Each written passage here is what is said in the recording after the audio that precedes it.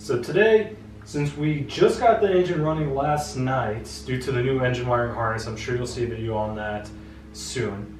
We are taking transmission out. We're swapping in with the good Turbo 400 that we have. I already rolled underneath and saw that there was no bolts going from the flywheel to the torque converter. Now we're just going to unbolt the transmission from the engine block, and we're able to get to most of those bolts from back here. I was using a combination wrench along with a ratchet to get, let's see, there was a bolt right here, there was one over here, and then a couple down there.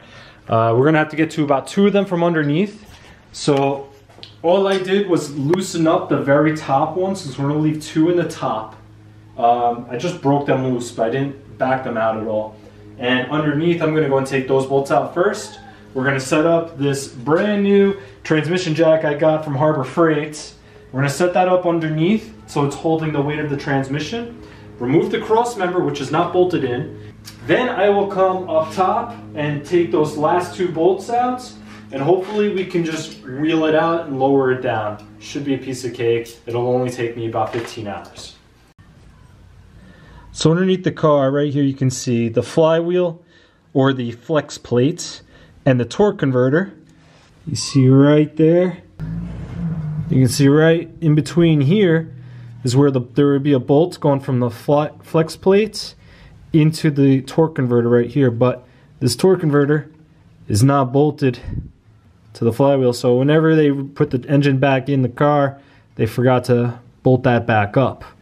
But normally there's about 3 bolts, and what you would do is you would take one out, and then you would have to turn the crank to get to the next one, and turn the crank to get to the last one. Then you could do that multiple ways. You can use a screwdriver by the teeth up at the top and slowly turn the crank that way, or in my case, with the engine being running right now, you can just bump the key a couple of times and get it to just slowly move over until you can get it into the spot that you need.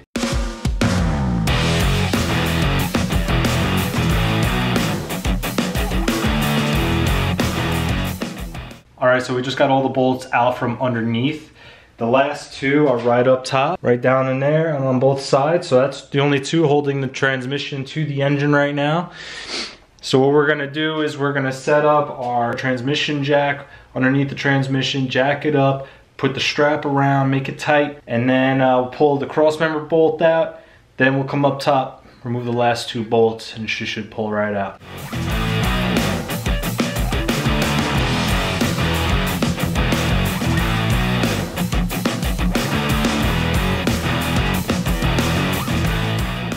Alright, just to give you a close-up, we got the jack is jacked up. It uses just a 3/4 inch drive. The strap is wrapped over the top. You can't really tighten up that strap though. The way the transmission is so tucked up into the tunnel, there's not enough room to actually ratchet the strap very good. So it is kind of loose, but we'll tighten it up as it goes down. And then we just got the cross member out. We're gonna get the last 2 bolts off the top, since this jack is now holding it in place, and hopefully let her down in a minute.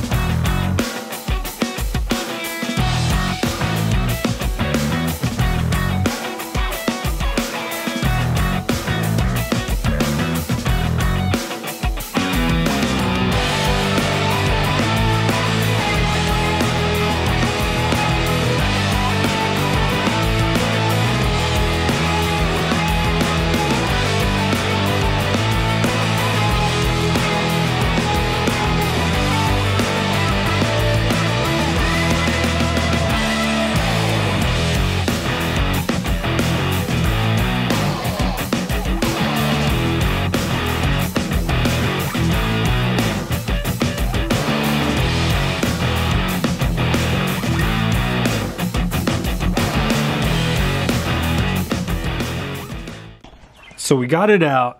This jack was great. It was able to hold the weight of the transmission no problem. It came down really easy, real smooth with the ratcheting mechanism.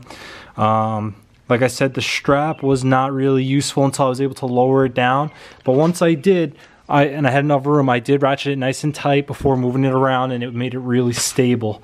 So overall, I would recommend this jack. The only thing that really sucks is the transmission on top of this jack. Look at how high off the ground it is.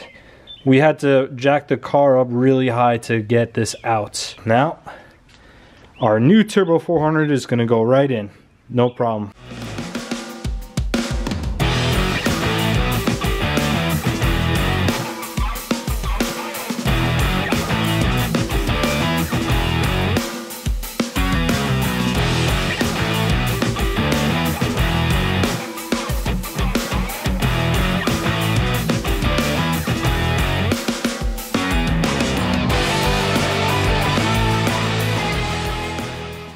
Alright everyone, this train you saw was going really smooth until I was about to get this transmission put up in and bolted up to the engine.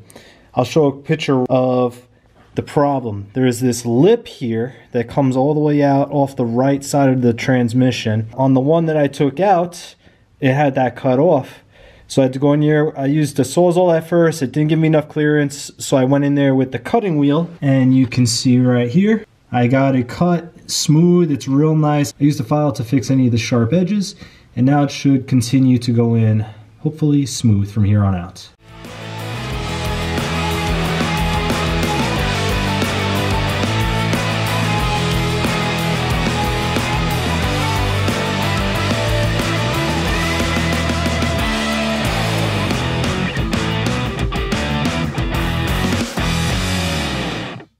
Alright guys, so this is how we bolt the torque converter to the flex plates. So you want to be able to turn your torque converter by hand, and you're going to turn it until it lines up with the hole in the flex plate. So we got it lined up. We're just taking our 3/8-16 bolt. This one's a 3/4 inch long. And I have a lock washer on it. We're gonna thread it in there. All right, now that the first bolt of the torque converter is in place, I tightened it down. So I'm just gonna bump the key to get it to turn over just a little bit until I can get access to the second hole, and then I'll do the third. And then I'm just gonna throw the cross member in. So, getting that transmission was a fiasco. It's all bolted up now. I also have to do the cross member. Then I'll be done. Some tips: you never want to just tighten down on a bolt to pull the transmission to the engine. That's how you will break the casing on the transmission. But you can get some bolts started and then go back underneath the car and try to push the transmission around to get it all lined up, and that bolt will help hold it in place. That jack works really well. It's great. It's very precise when you're using it with the ratchet, but you're not going to be able to use that ratchet strap. There's no way you're going to get that strap off once the transmission is pushed up into that transmission tunnel. So, but the whole time I used it without that strap. You may find an issue when you're doing this that the engine is slumped down towards the back. To fix that, what I did was I used a floor jack underneath the flywheel. I had a piece of wood that went from underneath the flywheel, underneath the oil pan. And by jacking that up, we were able to level out this engine and jack up the transmission then and mate them together, no problem. So this concludes our transmission swap in the 1973 Camaro.